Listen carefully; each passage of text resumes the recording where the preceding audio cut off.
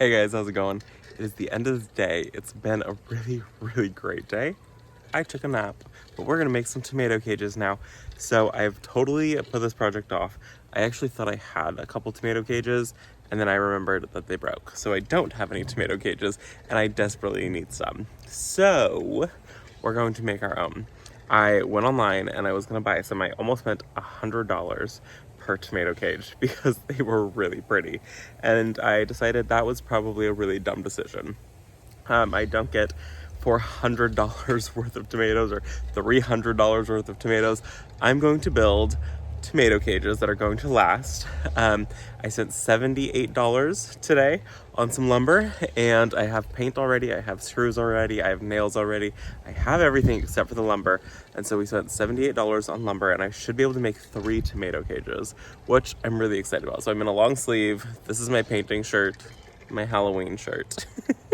So let's set up in the shade somewhere that I can build these and kind of go over it. It's going to be a very simple square frame, nothing too elaborate. I didn't want something that was going to be hard to build. I just want something that was going to be super easy to build. So that's the goal, is to just build something easy and something that looks decent and something that I can paint, that like in the landscape it looks really nice, and in the vegetable garden it looks really pretty.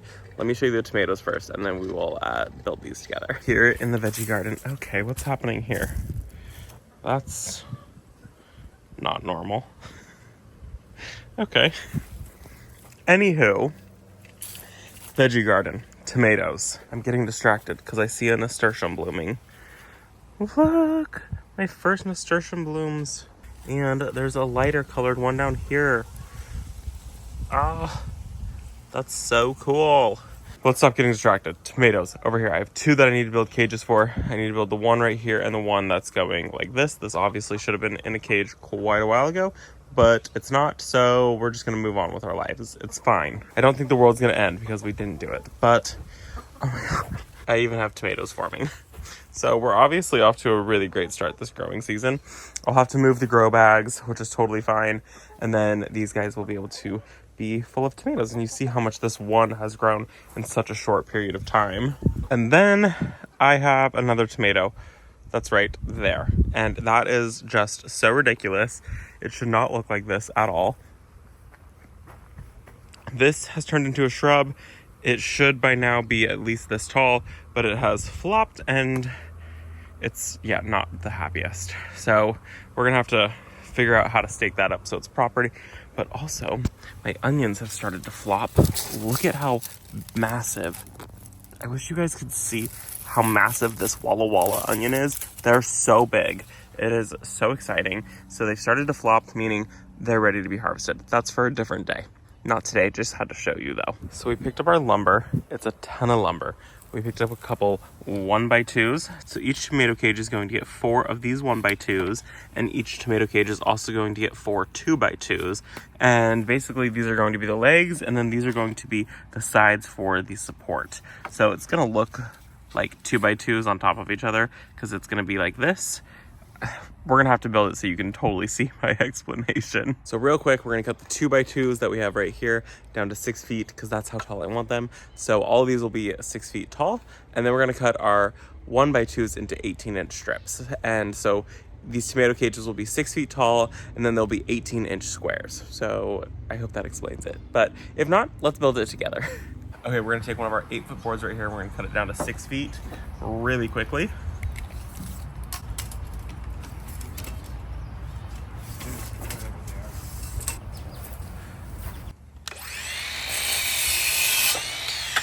Now I'm just gonna go ahead and mark all of these using my guide right here at the 6-foot mark.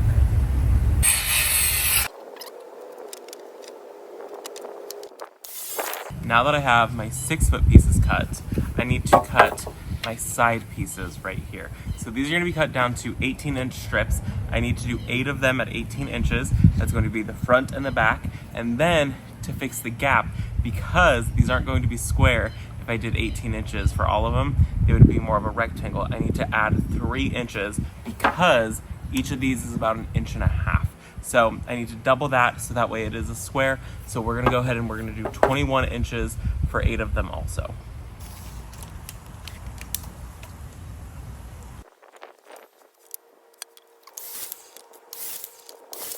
Okay, so I've got all of my 18s cut right here. Now I need to cut my 21s. This is my 21 guide. I did cut that off camera. I'm just gonna do the exact same thing. Follow this down, 21 inches, and I'm gonna line this entire board with 21 inches. I need 8 of these also. I would like to be able to bury these 6-foot boards right here, my 2x2 for the framing. I would like to be able to bury these about 6 to 8 inches. So probably another couple inches past that, probably another 6 inches past that, I will do a board. That'll be the bottom. And then I'm going to do one at the top. So I'll have one at my bottom. That'll be my pace. So I'll have one that's 6 inches to bury, and then another 6 inches past that. So about 12 inches up, so 1 foot. And then I will have one at the very top, and then I'm just gonna divide the gap in between the two of those into quarters.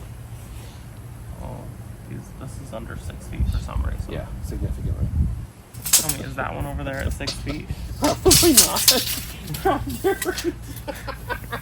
No, we're just gonna look and see, because this makes it more fun.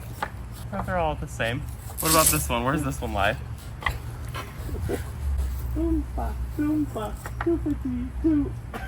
Why is it so much shorter? You're not recording, are you? Yeah. After a ton of math, we figured it out. So we laid our 2 6-foot boards out just like this. Then we put one at the top, measured 18 inches down. We measured from the center of this 18 inches down, and at the 18-inch mark we put the board, center of the board, right on that 18. From this center we did 18 to the center of this board, and so on. From the middle of this board we measured down 18 inches and put this board at the center of 18 inches. And then I will go ahead and nail these down to it. I'm gonna put my marks on the board so I have my marks, and that way everything is correct.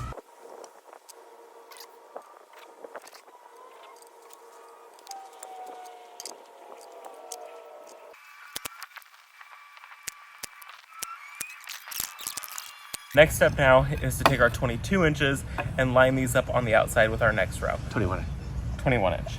This way, so that way it builds a complete tomato cage. Don't build it at an angle.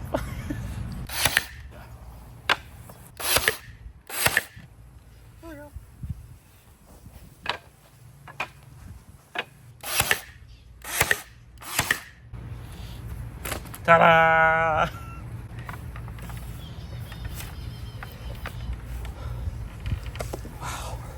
18 inches by 6 feet, not 18 inches by 6 feet. Exactly. Well, I'm not a math magician, Brent. So say something, kind of trellis.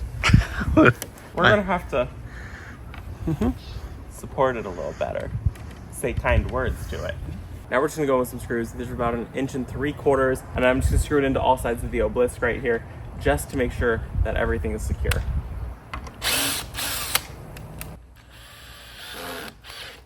Now we're finished, and we're gonna get it painted, and then we're gonna get it placed with the tomatoes. And this should provide enough support for these tomatoes. And by we, I mean Brent is going to build the next 2. Why buy tomato cages for $100 when we don't know what we're doing and we'll still spend $100?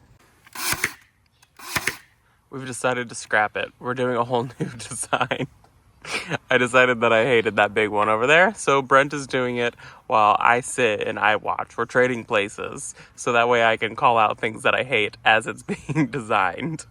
So we've completely decided to scratch that design. I will be using that one, but we're doing a full rework.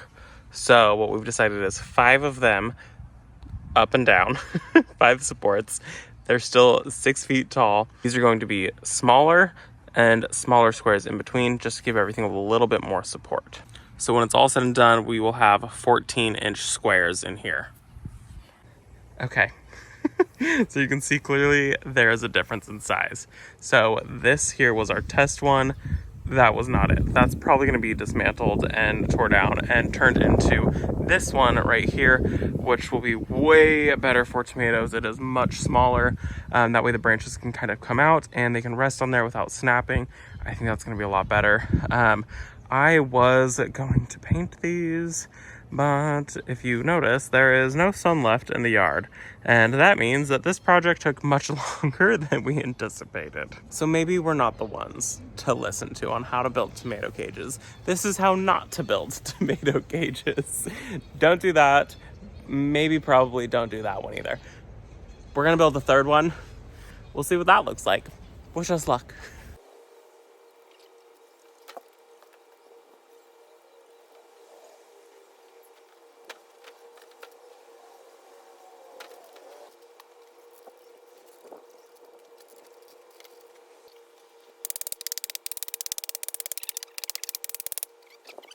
It's the next morning.